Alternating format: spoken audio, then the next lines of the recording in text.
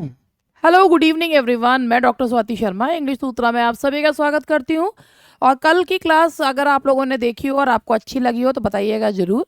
और यूपीएलटी grade English की practice मैंने सेशन स्टार्ट करे हैं और आज मैं आपको जॉन मिल्टन और फ्रांसिस बेकन एक मैंने जो टॉपिक है वो पोइट्री से लिया है और एक टॉपिक मैंने प्रोज से लिया है और जिस तरीके से लिया है I hope you like it. तो इसके साथ ही मैं अब आप लोगों को जो है इनके पे एमसीक्यूज़ है और पैराडाइज लॉस्ट में से और ऑफ स्टडीज़ में से है। बाकी इसके अलावा मैं आप लोगों को ये बताना चाहूँगी कि अगर आप लोग तैयारी कर रहे हैं और तैयारी अच्छे से करना चाहते हैं, नोट्स के साथ करना चाहते हैं, तो आप यूपीएलटी ग्रेड के लिए हमारा बैच देख सकते हैं। और लेकिन बैच लेने से पहले मैं आप लोगों से कहूँगी कि पहले आप एक बार अपनी क्वेरीज ज़रूर सॉल्व करें। तो अगर आपने ऐप डाउनलोड कर रखा है या नहीं डाउनलोड कर रखा है, लेकिन सबसे पहले आप लोग ये जो नंबर इस पर दिया हुआ है 7895937338 इस पर कॉल करके अपनी सारी क्वेरीज ज़रूर सॉल्व करें। उसके बाद ही बैच के बारे में सोचें या क्या करना चाहिए, क्योंकि आप क्या पढ़ें, कैसे पढ़ें, आपके दिमाग में कि 2.5 महीने में हम कंप्लीट कर लेंगे, नहीं कर लेंगे। अगर ये सारी चीज़ें हैं तो आई थिंक आपको सबसे पहले इन क्वेरीज को सॉल्व करना चाहिए, जो कि 7895937338 पर कॉल करके आपकी क्वेरीज सॉल्व होंगी। उसके बाद बाकी परचेज करने की बात तो बाद में आती है। और इसके साथ ही हमारा ये DSSB का बैच है। इसके लिए भी अगर आप लोग जो है इसमें हमारे नोट्स, हार्ड कॉपी नोट्स हैं, क्लासेस स्टार्ट हो गई हैं, DSSB के नए सिलेबस के अकॉर्डिंग है। और आपको जो है इसके लिए भी अपना 7895937338 पर कॉल करके पहले आप इसके बारे में पता कर सकते हैं, फिर उसके बाद जो है आप इस बैच को खरीदने के बारे में सोच सकते हैं। तो चलिए अब हम लोग जो है स्टार्ट करते हैं।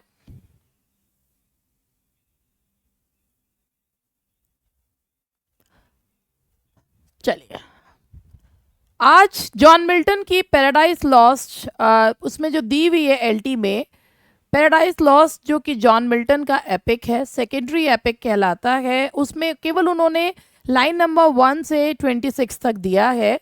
और इसके बारे में मैं आपको बताऊंगी of man's first disobedience and the fruit of that forbidden tree whose mortal taste, 1 line में लिखा गया है।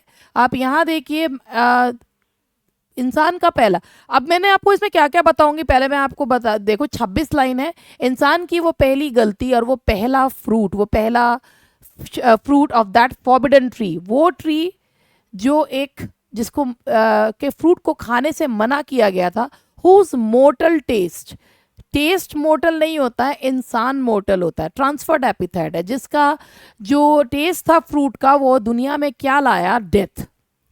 एंड ऑल आर वो, और हमारे सारे दुख, with loss of Eden, Eden के जाने के साथ ही, till one greater man restore us, Eden यानी कि जो हेवन था वो हमारे हाथ से चला गया, लेकिन एक व्यक्ति था जिसने वो ब्लिसफुल सीट रिस्टोर करी। यहाँ अल्यूजन दिया गया किसका, क्राइस्ट का। सिंग हेवनली म्यूज, ये शुरुआत की जो लाइन हैं इसमें सिंग हेवनली म्यूज, वो हेवनली म्यूज, इसमें यूरेनिया को उन्होंने इन्वोक करा है। और वो कहते हैं, एपिक का ट्रेडिशन होता है कि इसमें इन्वोकेशन के साथ स्टार्ट करा जाता है। तो म्यूज को इन्वोक करके कहते हैं कि तुम कहाँ रहती हो। ऑफ ऑरेब और of Sinai didn't inspire that shepherd who first taught the chosen seed in the beginning how the heaven and earth, कि तुम ही हो वो जिसने मोसेस को सिखाया कि जो चोजन सीड्स हैं उनको बताया कि दुनिया कैसे बनी। एंड यहाँ पर वो बेसिकली जो म्यूज़ है उससे पूछ रहे हैं कि what amuses you most, and next he ask कि मैं चाहता हूँ, आई देंस इन्वोक, मैं तुमसे प्रार्थना कर रहा हूँ कि मैं एक ऐसा एपिक लिखने जा रहा हूँ जो no middle flight intents to soar. यहाँ वो कहते हैं कि मेरा ये है, he compares his epic with with a bird और विद अ बर्ड, और वो कहते हैं कि भी मैं एक ऐसा एपिक लिखना चाहता हूँ जो कोई मध्यम मीडियम ना हो, दैट शुड बी हाई, बहुत जो है ना वो एक एपिटमी होना चाहिए एक्सेलेंस का। तो above the Aenean Mount while it pursues things unattempted yet in prose or rhyme. मैं चाहता हूँ कि जो कुछ भी आज तक ना तो प्रोज में लिखा ना पोइट्री में लिखा, मैं ऐसा एपिक लिखना चाहता हूँ. And chiefly thou o spirit that dost prefer before all temples the upright heart and pure, instruct me for thou knowest thou from the first. कि तुम ही को पता है, you know it well, तुम जानती हो और तुम ही मुझे जो है एक तुम ही मुझे मोटिवेट कर सकती हो और मुझे illumine what is low raise and support, कि जो मुझे मेरे को ज्ञान के सागर में मेरे को अंदर ज्ञान की रोशनी जो है वो जला दो. जो मैं नहीं जानता हूँ वो मैं जानना चाहता हूँ. I may assert eternal providence and justify the ways of God to man. इस एपिक के माध्यम से मैं लोगों को ये बताना चाहता हूँ कि what ever God does that is for the good of humanity. तो ये बेसिकली इस पोएम में पूरा तो नहीं है लेकिन 26 लाइन्स के बारे में. अब basically short summary one opening lines जो हैं वो एक प्रोलोग है. प्रोलोग का मतलब होता है डायलॉग. एक इन्वोकेशन है. किसको इन्वोक करा गया है? कविता की देवी को. जैसे होमर और वर्जिल एपिक स्टार्ट करने से पहले एक इन्वोकेशन करते थे in the same way but transform. लेकिन ये ग्रीक वो नहीं है. इसमें उन्होंने जो म्यूज लिया that's a Christian muse. Subject of the poem, subject अगर हम बात करें, मेन्स फर्स्ट डिसोबीडियंस, इंसान की पहली गलती. तो द फर्स्ट डिसोबीडियंस क्या था इंसान का? दैट इज वो फॉरबिडन फ्रूट उन्होंने खा लिया था. That was the tree fruit of knowledge. इस एपिक का पर्पस क्या है? To show how this act, कि उनका उस फल को खा लेना दुनिया में क्या लेकर आया? मृत्यु को. और वो मृत्यु और इंसान को भगवान से दूर कर दिया. It was Christ who redeemed that blissful seat. Invocation to the muse, वो यहाँ पर क्लासिकल म्यूज की जगह मिल्टन ने हेवनली म्यूज को इन्वोक करा, होली स्पिरिट को. वो होली स्पिरिट जिसने मोजेस को जो है मोटिवेट किया था. मिल्टन कहते हैं कि मेरा इस पोएम को लिखने का एक ही रीज़न है कि मैं एक बहुत हाई लेवल का एपिक लिखना चाहता हूँ. वो डिवाइन गाइडेंस चाहते हैं, वो चाहते हैं कि डिवाइन जस्टिस बिहाइंड, कि वो चाहते हैं कि मैं लिख पाऊँ कि वाई मेन आर सफरिंग, क्या उनकी ही गलत कार्यों की वजह से मेन आर सफरिंग. अगर अल्यूजन्स की बात करते हैं तो यहाँ पर बहुत सारे बिब्लिकल अल्यूजन्स हैं, आप देख सकते हैं. मेन्स फर्स्ट डिसोबीडियंस बाइबल में से ये लिया. बिब्लिकल अल्यूजन मतलब बाइबल से अल्यूजन लिया है. जेनेसिस 3:6 रेफर्स टू एडम, मतलब जेनेसिस से लिया गया है. ये अल्यूजन बाइबल का अल्यूजन है कि एडम और ईव ने फॉरबिडन फ्रूट जो है वो खाने के बाद उनका पतन हुआ. फॉरबिडन ट्री ये भी जेनेसिस से लिया गया है, ट्री ऑफ नॉलेज को सिंबलाइज कर रहा है. वन ग्रेटर मैन ये जीसस क्राइस्ट का अल्यूजन है. ऑरेब एंड सिनाई ये एक्सोडस 3:19 माउंट्स वे मोजेस, ये ऑरेब एंड सिनाई का बिब्लिकल अल्यूजन जो लिया गया है जहाँ पर मोजेस को डिवाइन रिविलेशन प्राप्त हुआ था और 10 कमांडमेंट्स जो हैं वो मिले थे. That shepherd who first taught the, Moses ने इजराइलिट्स को ज्ञान की बात बताई थी. ये सारा बिब्लिकल अल्यूजन्स है. सियोन हिल एंड सिलो, ये आपको बिब्लिकल अल्यूजन्स यूजुअली बुक्स में नहीं मिलते हैं. तो सियोन हिल एंड सिलोआस ब्रुक, ये यरूशलेम के बारे में बताया गया है. डव लाइक सेटस ब्रूडिंग, ये भी जेनेसिस से लिया गया है, होली स्पिरिट को कहा गया है. इटर्नल प्रोविडेंस रोमन्स, ये भगवान वॉटेवर जो भगवान जो करते हैं वो अच्छे के लिए करते हैं. अब इस पे जो मैंने अभी बताया यहाँ पर ये 1 से 26 तक के क्वेश्चन है. अब पहला क्वेश्चन आपके सामने ये है एंड दैट इज, पहला क्वेश्चन देखिए. The opening word of paradise lost, the opening word of in Paradise Lost imitates the epic style of Homer, Virgil, दाते या Spencer. The opening word of in paradise lost किसके epic style को imitate करता है? आप इसको ऐसे याद रख सकते हैं कि भाई ये एक सेकेंडरी एपिक है, तो यहाँ पर होमर के प्राइमरी एपिक्स होते थे, वर्जिल ये है, that is answer is Virgil. Man's first disobedience refers to, इंसान की पहली गलती क्या थी? Cain's murder, Eve's temptation, fall of Adam and Eve, the rebellion of Satan. बताइए what was the first disobedience? And that is the fall of Adam and Eve, that is the fall of Adam and Eve. The forbidden tree symbolizes, forbidden tree वो जो सेब का फल है, tree of knowledge है, and that is knowledge and disobedience, knowledge and disobedience. One greater man, ये जो biblical allusion दिया है ये किसे दिया है? One greater man is a clear reference to Christ, that is Christ. The poet's heavenly muse represents, poet की heavenly muse कौन है? Who is the heavenly muse?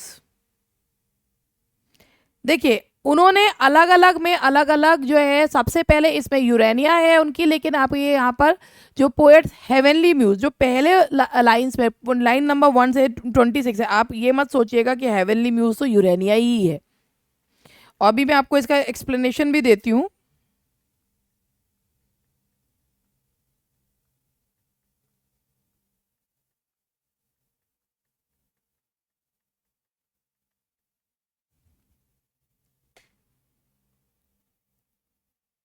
देखो मैं आपको यहाँ पे इसके बारे में बताना चाहूँगी, और क्योंकि आपने सबने यूरेनिया के बारे में, मैंने भी पढ़ाते हुए यूरेनिया बताया भी था।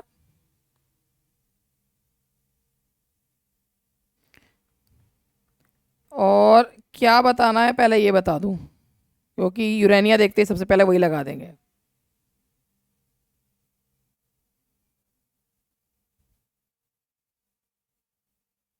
देखिए जब बुक 1 में होता है तो वो हेवनली म्यूज होली स्पिरिट को कहते हैं, और यूरेनिया बुक 7 में है, यानी कि होली स्पिरिट को उन्होंने पहले जो है वो हेवनली म्यूज कहा है।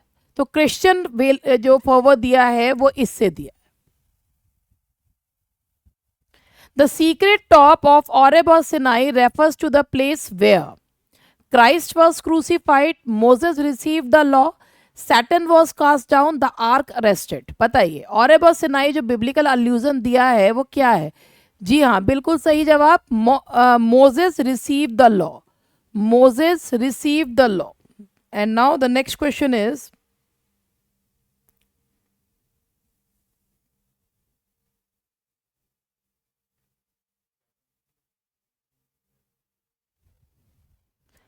अब नेक्स्ट क्वेश्चन जरा अच्छे से ध्यान से पढ़िएगा।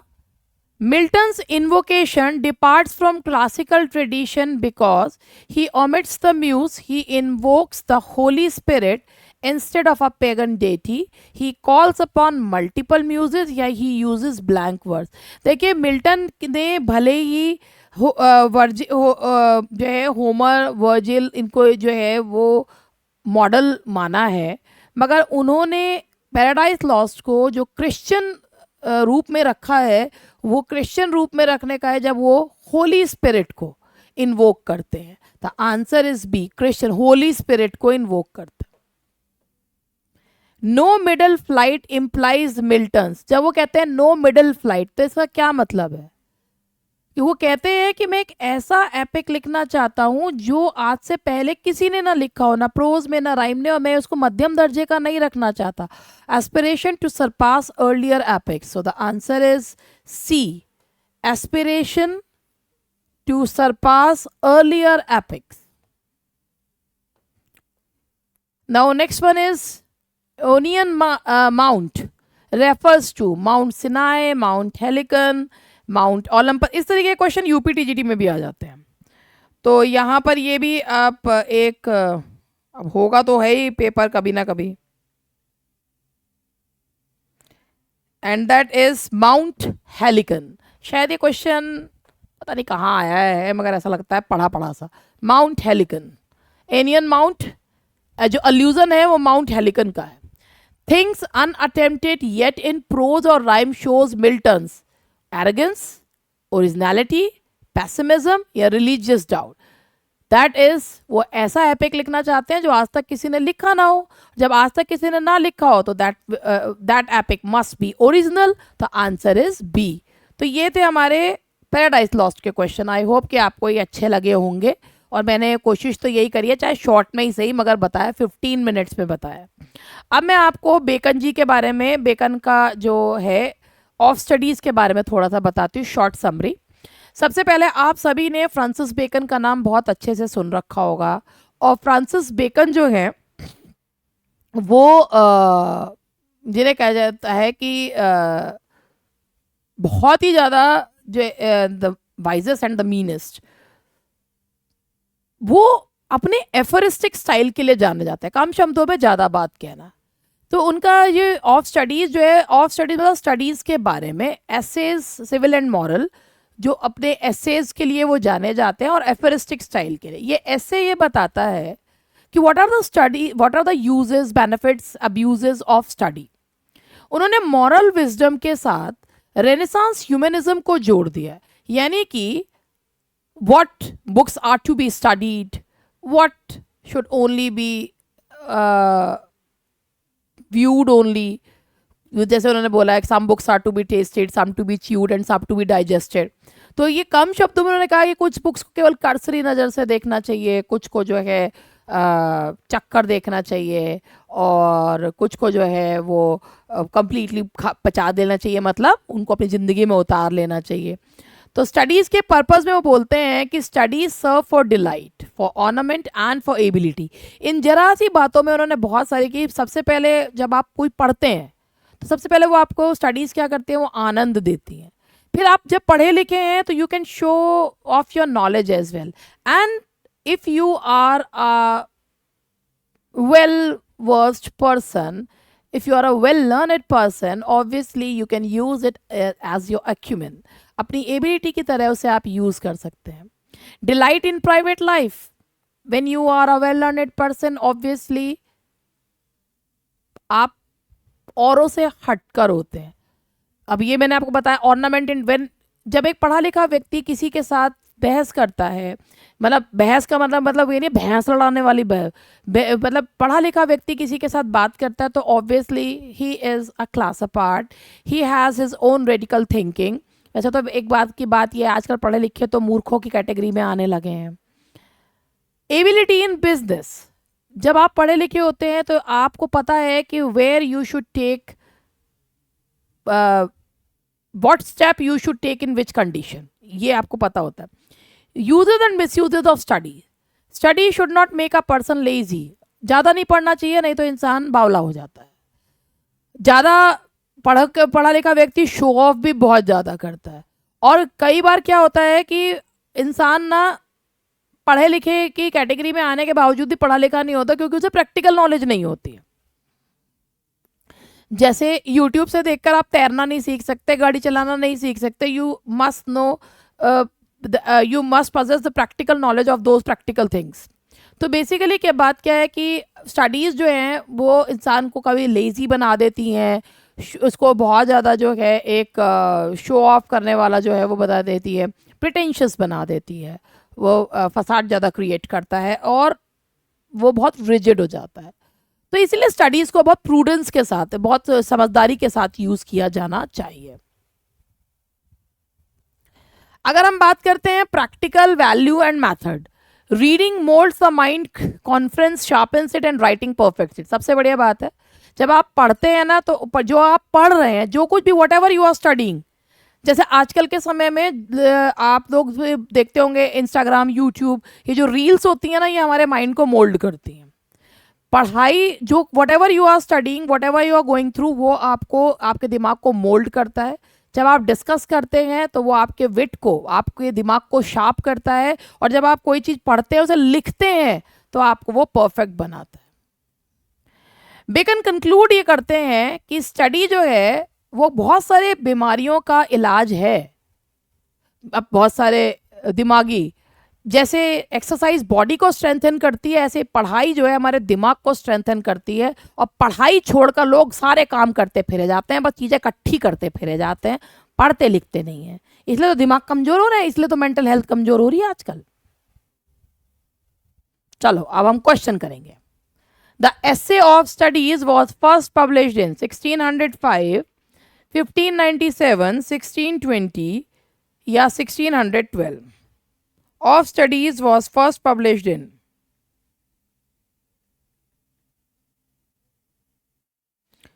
and that is 1597. It was later revised in 1612. 1597 में पहली बार पब्लिश हुआ था ये। It was first published in 1597. याद रखिएगा 1597 and later it was revised in 1612. According to Bacon, studies serve chiefly for wealth, delight, power, truth. अब बताइए, that is B, delight, ornament and ability.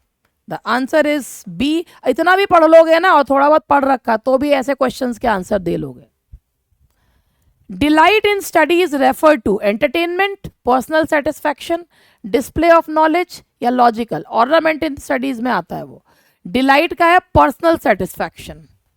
जब आप पढ़े लिखे होते हैं तो आपको अच्छा लगता है, हाँ हम पढ़े लिखे हैं, हम सिर्फ टेलीग्राम नहीं खेलते हैं। Which of the following complete Bacon's triad? Reading maketh a full man, conference a ready man and maketh an exact man. मैंने बताया था आपको कि जब आप पढ़ते हैं तो वो आपके दिमाग को जो है वो आप एक reading maketh a full man, reading जो है वो आपको किसी चीज़ के लिए तैयार करती है। कॉन्फ्रेंस आपको के दिमाग को शार्पन करती है, और जो आपको परफेक्ट बनाती है वो क्या है? Writing. The answer is B, writing. Bacon wants that too much study may make a man. अगर बहुत ज्यादा पढ़ाई करेंगे तो क्या हो जाएंगे? काउच पोटैटो हो जाएंगे, लेजी, स्लॉथफुल, लेजी हो जाएंगे, lazy. Histories make men wise, poets witty, mathematics subtle. Illustrate Bacon's use of parallelism, sarcastic, biblical, cynicism towards art. पता ये क्या है? Histories make men. भाई जब आप हिस्ट्री पढ़ते हैं तो ऑब्वियसली आपको ये पता है कि what are the mistakes that shouldn't be repeated. Poets जो है वो आपको विटी बनाते हैं, और मैथ्स जो है वो आपको सटल जो है वो नुआंसेस सिखाता है। तो ये आपका क्या बताता है? बेकन का ये चीज़ बताता है पैरेललिज्म, कि हर चीज आपको कुछ ना कुछ सिखाती है, तो इसलिए बेटर ये है कि you should be well versed. According to Bacon, the best way to improve judgment is through experience, reading, discussion, mechanical observation of others. तो आपको क्या लगता है? बेकन के हिसाब से है रीडिंग एंड डिस्कशन। जजमेंट को आप कैसे सुधार सकते हैं? पढ़कर और डिस्कस कर सके, reading and discussion. Bacon's attitude toward learning may best be called scholastic, rational, mystical, poetic and romantic.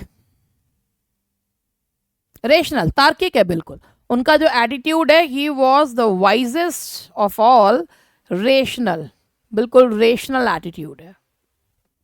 In of studies, Bacon compares physical exercises for the body with studies as exercise for the mind, sports as training for courage, conversation as moral training, writing as physical labor. अभी मैंने आपको बताया था कि भाई जब लोग पढ़ते हैं ना तो वो उनके दिमाग की बहुत सारी बीमारियों को ख़त्म कर देता है, जैसे एक्सरसाइज आपकी बॉडी को स्ट्रेंथन कर देता है। तो इसका यही है, studies as exercise for the mind, studies as exercise for the mind. And the last question for today, the overall style of studies is best described. Bacon आए और ये वर्ड ना आए, एफरिस्टिक, जहां वर्ड आया aphoristic, and that is the style of Bacon, plain, aphoristic and sententious. ठीक है जी। तो ये था हमारा आज का सेशन। आई होप कि आपको, मैंने बीच में थोड़ा सा, मैं आपको इसलिए भी बता रही हूँ,